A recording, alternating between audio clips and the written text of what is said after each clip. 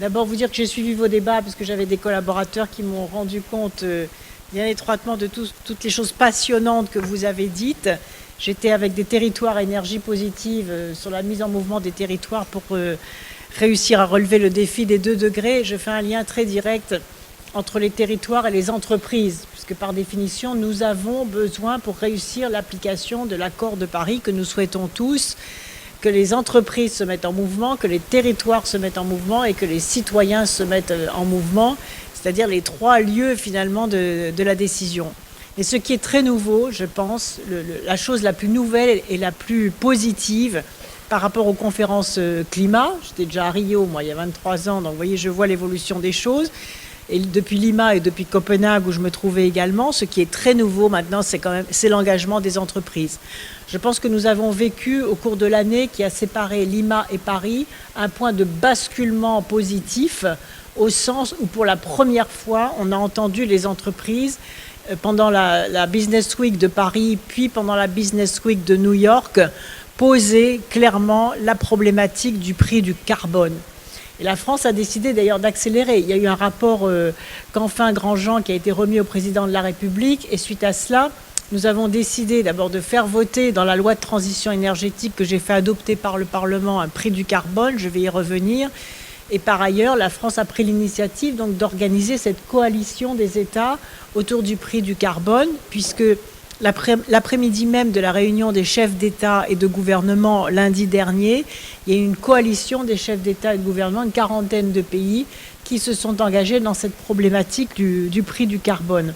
Donc je pense que les entreprises, notamment j'imagine celles qui sont autour de cette table, ont permis cette accélération, ce basculement, parce que finalement on sort d'une période historique où tout ce qui était bon pour les entreprises, par définition, était considéré comme mauvais pour l'environnement.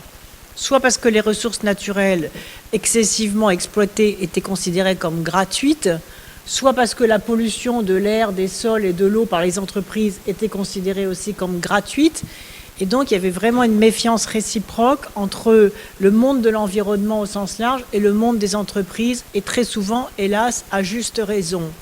Et je pense que nous rentrons dans une phase de réconciliation, sans naïveté, ce que j'appelle, moi, ce que j'ai appelé, en faisant voter ma loi, de refus de l'écologie punitive, et en même temps de convergence exigeante entre les problématiques des entreprises et des investisseurs et la protection de l'environnement et le fait d'avoir la capacité de relever le défi climatique.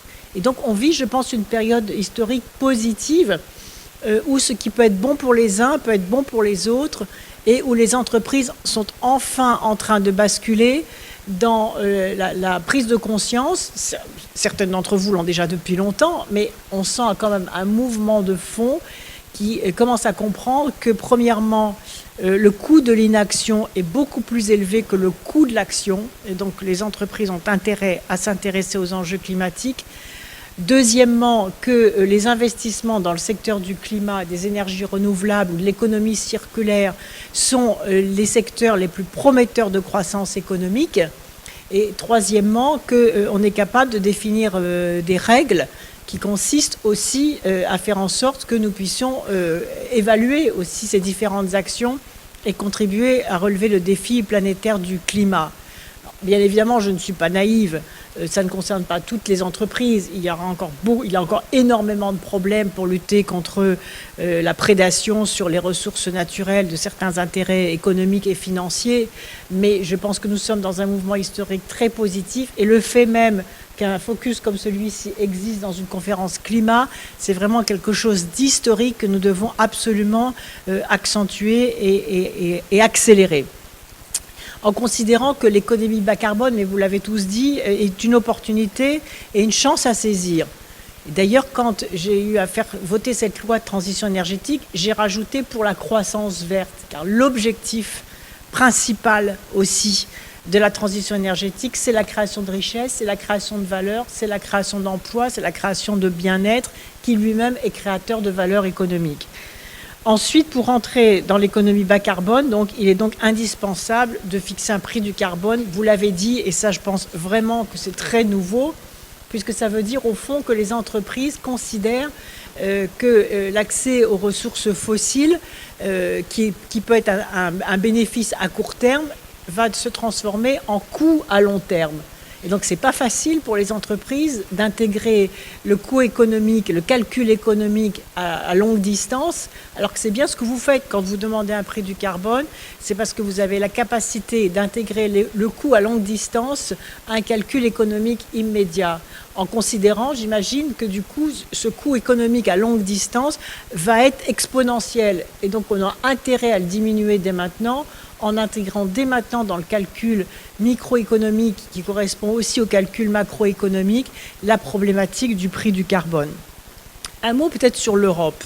Quelle est la situation de l'Europe actuellement? Alors, l'Europe a été précurseur en instaurant un marché du carbone, mais nous faisons face aujourd'hui à des difficultés, et les entreprises qui travaillent sur le secteur européen le voient, c'est qu'aujourd'hui le prix du carbone est beaucoup trop bas. Alors, on a lancé depuis 2014 plusieurs initiatives, plusieurs actions pour faire remonter le prix du marché européen du carbone, comme le backloading, comme la réserve de stabilité du marché. Et elle montre que l'Union européenne a voulu reprendre en main ce prix du carbone. Mais tout n'est pas réglé.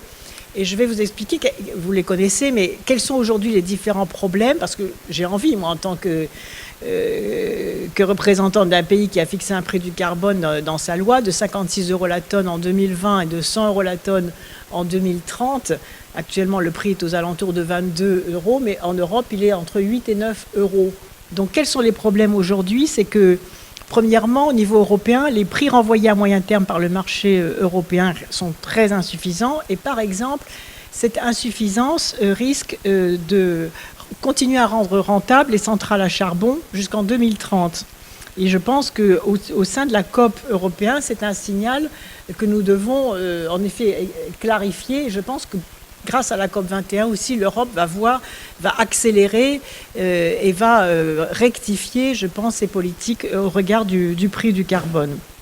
Ensuite, il n'y a pas de visibilité suffisante parce qu'on ne garantit pas actuellement au niveau européen que la trajectoire soit atteinte, malgré les outils mis en place récemment, les prix du marché ETS, qui pourraient se retrouver encore plus bas. Autrement dit, il y a des fluctuations qui empêchent aujourd'hui d'apporter aux entreprises une visibilité suffisante.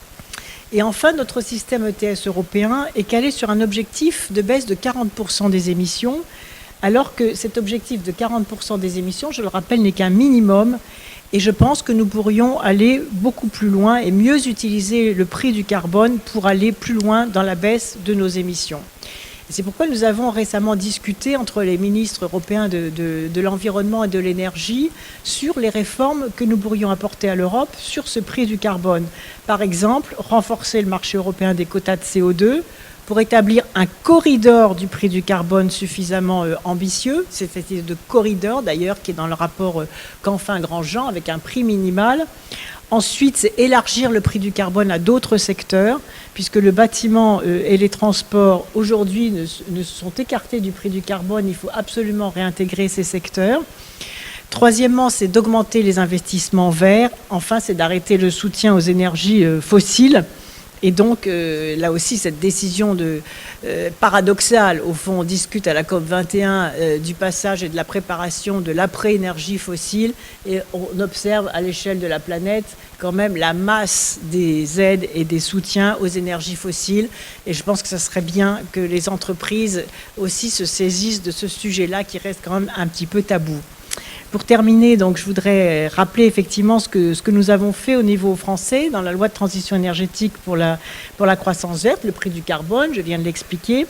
Pour les entreprises, dans son article 173, donc la loi impose désormais aux entreprises de publier dans les rapports annuels de gestion qui sont approuvés par les conseils d'administration et par l'Assemblée générale des actionnaires, premièrement une analyse des risques financiers liés au changement climatique auquel elle s'expose, et deuxièmement, sa stratégie bas carbone pour réduire ses émissions de gaz à effet de serre.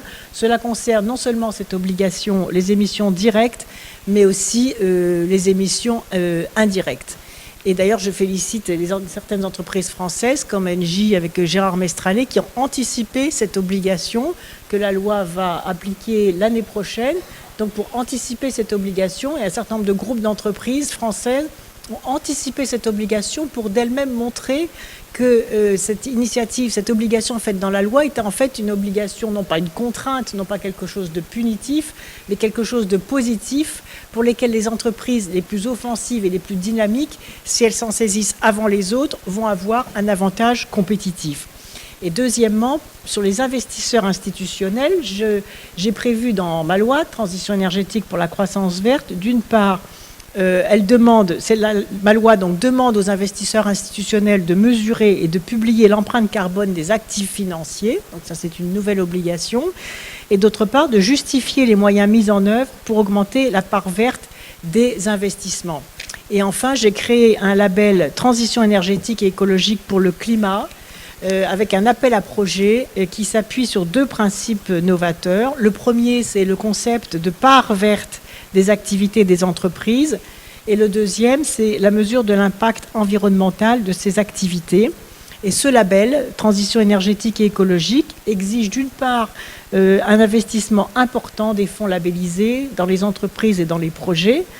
Deuxièmement, une mesure de l'empreinte environnementale réelle du portefeuille par le biais d'indicateurs d'impact dans le domaine du changement climatique. Et enfin, en troisième lieu, une gestion active de tout risque majeur de controverses environnementales, sociales et de gouvernance. Et j'ai pensé, donc c'est une expérimentation, on va voir ce que ça donne. On peut mettre aussi cette ingénierie en commun avec d'autres entreprises. Et par ce label, au fond, qui a été co-construit avec les entreprises et avec le mouvement financier, on a travaillé avec eux pour pouvoir bien cibler cet appel à projet qui soit vraiment gagnant-gagnant pour les entreprises et pour le climat. L'idée, c'est d'identifier les fonds d'investissement qui financent l'économie verte. Ça, c'est le premier objectif. Il y en a 3. Deuxièmement, c'est d'inciter à la création de nouveaux fonds verts. Et troisièmement, c'est de faciliter le reporting des entreprises sur la part verte de leurs activités. Et au fur et à mesure où l'on reçoit les réponses à cet appel à projet, nous pourrons affiner les choses en liaison avec les réseaux d'entreprises engagés et avec le milieu financier pour essayer encore d'améliorer ce processus et surtout de rendre des comptes sur son efficacité. Et c'est la raison pour laquelle vraiment ce panel aujourd'hui est si important, parce que je pense que c'est en mettant en commun nos réflexions, nos outils et nos actions que nous pourrons ainsi accélérer la transition économique vers la question climatique et que les entreprises vraiment seront à l'avant-garde de ce combat pour un monde meilleur.